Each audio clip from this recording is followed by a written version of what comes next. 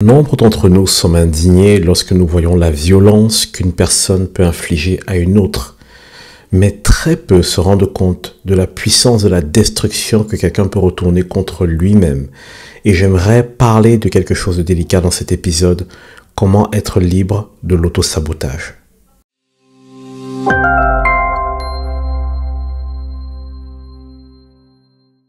L'autosabotage, ce sont toutes ces choses que vous faites contre votre propre intérêt, qui peut vous détruire et parfois vous en êtes conscient, mais on dirait que vous êtes comme poussé à le faire et vous ne voyez pas d'autre issue.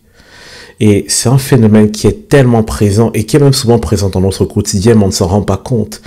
Et si je prends un cas très simple, quelqu'un qui, par exemple, fume, et ici je ne critique personne, cette personne sait à chaque fois qu'elle fume qu'elle s'expose à détruire quelque chose chez elle. Mais c'est comme si cette addiction va l'attacher à se saboter elle-même et à juste accepter la fatalité de ce qui arrive. Et là, je ne parle pas que de la cigarette, je parle aussi de toute forme d'addiction. On voit ici qu'il y a parfois un lien très étroit entre l'autosabotage et l'addiction. Mais parlons aujourd'hui de ces personnes qui se font du mal à elles-mêmes parce qu'elles ne savent pas concrètement comment faire, ou alors parce qu'elles n'ont pas d'autre issue, ou alors parce qu'elles ont vécu des choses très difficiles. Laissez-moi vous prendre quelques exemples pour vous montrer un peu l'autosabotage en notre quotidien. Je prends l'exemple de cette personne qui s'excuse de bien faire. Il y a des gens qui sont mal à l'aise de bien faire parce qu'elle se dit si je fais bien, je vais être critiqué, alors je vais saboter mon travail. Ou alors si je fais bien, l'autre personne va se retrouver dans une position délicate, alors je vais saboter mon propre travail. Je ne vais pas montrer l'excellence qui est dans ma vie parce que j'ai peur de mettre l'autre mal à l'aise. S'excuser de bien faire est une forme d'auto-sabotage. Ou alors je prends le cas de cette personne qui s'excuse de dire non. Parfois, on sait qu'il faut dire non. On sait que dire non, c'est bien pour l'état dans lequel nous sommes à un certain instant. Mais parfois, qu'est-ce que nous allons faire? Nous allons nous excuser de dire non, quitte à prendre même plus de charge parce que nous ne voulons pas voir les autres souffrir. Le problème en faisant ça, c'est que nous sommes en train de nous détruire nous-mêmes parce que nous n'avons pas le courage de dire non ou alors nous avons peur de voir les autres souffrir. Et on se dit, bon ben, quitte à détruire quelqu'un, autant mieux me détruire moi. Même si ce n'est pas comme ça qu'on se le dit, regardez la violence de la chose. Par exemple, vous êtes exténué, vous avez beaucoup de boulot, vous avez pris plein d'heures sup au travail, mais parce que tel collègue vient vous faire les grands yeux, les yeux ronds, et vous dit si tu fais pas ça pour moi, il va se passer telle chose, si tu viens pas tel jour au travail, ça va être tellement délicat, et on se dit ok, je suis fatigué, près du burn-out, et je vais aller quand même faire ce travail pour aider ce collègue, parce que je ne veux pas qu'il souffre. Mais en fait, tu le fais à ton détriment ou à ton avantage. Ce sont des choses banales que nous faisons au quotidien, mais qui en réalité sont de l'auto-sabotage, de l'autodestruction. Et ce sont des choses qui sont violentes contre notre propre santé physique, mentale et même spirituelle. Je vais prendre un autre exemple.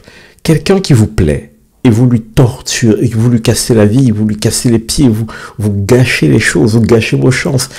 Vous vous entendez avec quelqu'un et subitement vous devenez bizarre, vous fuyez. J'en perds même mes mots.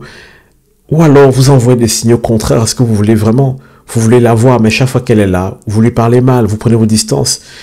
En fait, ce sont des choses que nous faisons régulièrement. Nous sabotons parfois les choses qui nous sont chères, les choses qu'on aimerait tellement obtenir. Un autre exemple, le sexe. Le sexe peut être de l'autosabotage. Parfois nous souffrons. Et on souffre tellement qu'on a juste envie de se jeter dans les bras du premier venu ou bien d'un ex ou bien d'un ami. On sait très bien que ça va nous faire du mal, mais on y va quand même parce qu'on veut juste éteindre cette souffrance qu'il y a dans notre cœur. Ça aussi, c'est une forme d'autosabotage. Parce que mener cette action n'est pas dans notre intérêt du tout. Au contraire, ça va laisser des séquelles. Allez, un petit dernier exemple pour nous aider à bien fixer l'idée de l'autosabotage, ce que je veux faire passer comme message ce soir. Prendre des engagements parce que je suis trop en colère ou trop heureux. Alors, je vais vous dire une chose. Généralement, quand nous prenons des engagements basés sur une émotion, c'est de l'autosabotage. Nous allons nous faire du mal. Imaginez par exemple que quelqu'un vous fait du bien et vous lui dites « Oh, tu sais quoi, tu peux tout me demander. » Ce que vous venez de faire là, c'est pas une bonne chose. Parce qu'en lui disant tu peux tout me demander, mais vous vous exposez à des choses qui vont peut-être vous dépasser. Et à la fin, parce que vous ne pourrez pas revenir sur votre parole, vous serez malheureux. Donc on voit dans ces exemples que j'ai donnés, il y en a tellement d'autres que beaucoup d'entre nous avons souvent tendance à nous saboter nous-mêmes, à prendre des décisions contre notre propre intérêt. Tout ça parce que nous avons peur de souffrir, peur de faire souffrir, peur d'être mal vu, ou alors parce que nous avons envie d'être bien vus. Dans tous les cas, quel que soit le choix que nous faisons, lorsque nous prenons une décision qui va contre notre intérêt, c'est de l'autosabotage. Et je peux déjà entendre certaines personnes dire « Oui, mais je veux être humble et je veux être au service de l'autre et je ne veux pas être orgueilleux. » Mais vous savez quoi? Prendre soin de soi-même n'est pas une forme d'orgueil. La Bible dit « Aime ton prochain comme toi-même ». Tu sauras comment aimer correctement ton prochain quand tu sauras t'aimer toi-même et te respecter toi-même. Tant que tu ne sais pas t'aimer et te respecter, tu ne sais pas aimer correctement. Et oui, ça peut être déstabilisant. Oui, nous pouvons penser que aimer son prochain, c'est lui faire tout ce qui lui fait du bien. Mais vous savez quoi? Tous les parents qui ont des enfants savent, tôt ou tard, que si vous donnez tout ce qui fait du bien à votre enfant, ben en fait, ça va le détruire. Parce que parfois, il faut dire non. Parfois, il faut être rigide, il faut être carré avec l'enfant. Il en est de même pour vous et vos habitudes et votre entourage. Vous devez parfois savoir vous dire non parce que c'est bon pour vous. Vous devez savoir dire non à votre entourage parce que c'est bon pour vous. Et vous devez savoir dire non aux habitudes destructrices parce que c'est bon pour vous. Tant que vous faites quelque chose contre votre propre intérêt, c'est de l'autosabotage. Mais nous allons parler de comment nous libérer de ça. Alors, j'ai envie de scinder tous ces autosabotages en 3 types. Je pourrais même dire 4, mais 3 types m'intéressent aujourd'hui. Premièrement, l'autosabotage qui est l'expression de celui qui perd ses moyens, c'est-à-dire celui qui se laisse submerger par ses émotions, celui qui est trop joyeux ou trop triste, ou alors qui a peur du rejet, qui a peur de ceci ou peur de cela. Ben, cette personne, qu'est-ce qu'elle va faire? Elle va prendre des mauvaises décisions et généralement des décisions qui vont aller à son encontre. Et ce genre de personnes, je vous ai fait quelques épisodes qui vont beaucoup vous aider, libre de la peur du rejet, libre de la peur de l'abandon, libre du besoin de contrôler. Ces épisodes s'adressent à vous, c'est sur cette chaîne. Vous pourrez les retrouver plus tard à la fin de cet épisode. Et vous savez quoi, c'est tellement important. Donc, premier type de personnes à qui je vais m'adresser aujourd'hui, ce sont ceux qui perdent leurs moyens et du coup prennent les mauvaises décisions. Le deuxième type de personnes, ce sont ceux qui se punissent eux-mêmes. Ceux qui ont mal fait quelque chose et qui passent leur vie dans la culpabilité. Oh, j'aurais pu faire ceci, j'aurais pu faire cela. Si j'avais fait comme ça, ce serait pas pareil. Ce qui arrive à mes parents, c'est de ma faute. Ce qui m'arrive actuellement, c'est de ma faute. Ce qui est arrivé à mon enfant, c'est de ma faute. Et toutes ces personnes qui se disent juste, ben, au final, tout ce qui se passe, c'est un peu de ma faute. J'aurais pu faire différemment. Et donc, ces personnes qui vont se punir en se privant ou en se mettant une charge trop lourde qui peut les détruire.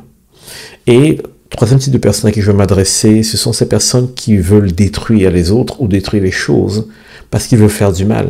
Elles ont souffert et alors elles disent « Ben, je préfère détruire ma vie en espérant qu'en me détruisant moi-même, ça va faire souffrir l'autre. » Le problème, c'est que généralement, ça ne marche pas. Et vous savez quoi? Quelqu'un qui vit dans l'autosabotage, je comprends sa douleur et sa souffrance. Mais ce que je vais dire là va être un choc. L'autosabotage est une forme d'orgueil. L'autosabotage est une forme d'autosuffisance. C'est une façon de dire, je peux régler mes problèmes par moi-même et je vais me sacrifier moi pour sauver le monde. L'autosabotage, c'est je vais me détruire afin que l'autre vive et l'autre existe. L'autosabotage, quelque part, inconsciemment, c'est vouloir prendre la place de Dieu. Et je parle bien des cas que j'ai cités ici. Il y a d'autres formes d'autosabotage qui sont juste de l'insensé, de la bêtise, de la bassesse. Mais dans les cas que je viens de citer, se punir, essayer de détruire soit soi-même, soit les circonstances, soit les choses, parce qu'on veut faire du mal à l'autre en se faisant du mal à soi, ou alors perdre ses moyens. Généralement, c'est lié à une forme d'orgueil, de besoin de contrôler, de besoin de prouver, de besoin de corriger soi-même, de besoin de rectifier par soi-même. Et le problème, c'est que quand je fais de l'autosabotage, ben, je me flagelle moi, mais je ne laisse pas Jésus venir régler ma situation. Je ne laisse pas la sagesse m'aider à prendre les bonnes décisions. Mais je me dis, peut-être qu'en disparaissant ou en détruisant tout ou en me détruisant moi-même, ben, je vais un peu améliorer la situation et je vais me racheter. Peut-être racheter un peu mes fautes. C'est de l'orgueil. C'est de l'autosuffisance. Et ça ne porte pas beaucoup de fruits, à part la souffrance. Et j'ai vraiment envie de vous dire une chose, vous donner une astuce aujourd'hui pour vous libérer de ça, pour vous libérer de ce fonctionnement, de ce mécanisme. Du moins, pour poser les bonnes bases. J'ai 2 questions à vous poser. La première question est celle-ci. Qui penses-tu être? Qui penses-tu être? Est-ce que tu penses que si l'enfant d'un roi commettait une erreur, alors ce roi le détruirait et l'exposerait, l'humilierait, lui enlèverait tout ce qu'il a comme héritage juste pour lui apprendre une leçon, ou alors ce roi embaucherait juste des profs pour montrer comment mieux faire. En fait, il en est de même pour toi. Au lieu de te détruire et de te faire payer pour tes fautes, Dieu s'est dit, je vais embaucher Jésus, le Saint-Esprit, les anges, et je vais pouvoir t'accompagner pour que tu puisses mieux faire. Alors, en voulant te punir toi-même, tu rejettes inconsciemment le fait que Jésus ait déjà payé le prix pour ta faute et qu'il veut te donner l'opportunité de te repentir et de changer. La deuxième question que je vais te poser est celle-ci. Quelle est la valeur que tu t'accordes à toi-même? Quelle est la valeur que tu penses que tu as pour Dieu? Cette question est hyper importante. Parce que, vous savez quoi, si je vous donne un lingot d'or, vous allez le traiter avec beaucoup d'égards. Mais c'est étonnant comment on peut traiter un lingot d'or avec beaucoup d'égards, mais se traiter avec un tel mépris. Lorsqu'on tombe dans des attitudes destructrices, je sais que parfois c'est plus fort que nous, c'est déstabilisant. La question qu'il faut se poser est celle-ci. Quelle est la valeur que je me donne en fait? Quelle est la valeur que j'ai réellement? Est-ce que ma vie mérite que je la traite de cette façon? Parce que vous savez quoi? Si vous saviez la valeur que vous avez, si vous saviez ce que vous représentiez aux yeux de Dieu, votre attitude changera un peu vis-à-vis de vous-même. Et je m'inclus dedans. Alors laissez-moi vous lire ce passage dans Ésaïe 43, des versets 1 à 4. « Ainsi parle maintenant l'Éternel, qui t'a créé, ô Jacob, celui qui t'a formé, ô Israël. Ne crains rien, car je te rachète. Je t'appelle par ton nom. Tu es à moi. Si tu traverses les eaux, je serai avec toi. Et les fleuves, ils ne te submergeront point. Si tu marches dans le feu, tu ne te brûleras pas, et la flamme ne t'embrasera pas, car je suis l'Éternel ton Dieu, le Saint d'Israël, ton Sauveur. Je donne l'Égypte pour ta rançon, l'Éthiopie et Saba à ta place. Parce que tu as du prix à mes yeux, parce que tu es honoré et que je t'aime, je donne des hommes à ta place et des peuples pour ta vie. » Je vais te dire ceci. Proverbe 6, 27 nous enseigne quelque chose. Peut-on mettre du feu dans son propre vêtement, dans sa propre poche, sans que le vêtement ne s'enflamme? Tu ne peux pas te saboter et t'autodétruire en pensant que ça va corriger le problème. Ça va faire qu'empirer les choses d'une manière ou d'une autre. Même si en apparence tu penses que ça a résolu les choses, au fond ça ne les résolvera jamais. Mais il faut que tu comprennes ceci. Dans Ésaïe 43, des versets 1 à 4, ce que Dieu est en train de dire, c'est que Dieu est capable d'abandonner même sa richesse et tous les royaumes les plus puissants de la terre, si cela lui permettait de venir te prouver à quel point il t'aime. Et j'aimerais que tu comprennes cela. J'aimerais aujourd'hui que tu prennes conscience de la valeur que tu as, et que tu arrêtes de te scarifier, que tu arrêtes de manger pour compenser, ou de t'affamer pour compenser, ou de te saboter, ou alors de toujours te détruire, ou de te rabaisser, ou de dire que tu n'as pas de valeur, c'est ta faute, c'est ceci, c'est cela, la culpabilité. J'aimerais t'inviter à juste prendre conscience de la valeur que tu as. Traite-toi de la manière dont tu penses qu'un roi traiterait sa fille. Traite-toi selon la valeur que Dieu t'accorde, non pas selon ce que tu penses que tu as fait. Traite-toi selon le regard de Dieu et non pas selon ton erreur sur ce moment, à cet instant. Arrête de te faire du mal. Et si c'est vraiment difficile d'arrêter tout seul, cherche quelqu'un pour t'aider et t'accompagner, mais ne reste pas seul et arrête de te détruire parce que tu as du prix aux yeux de Dieu.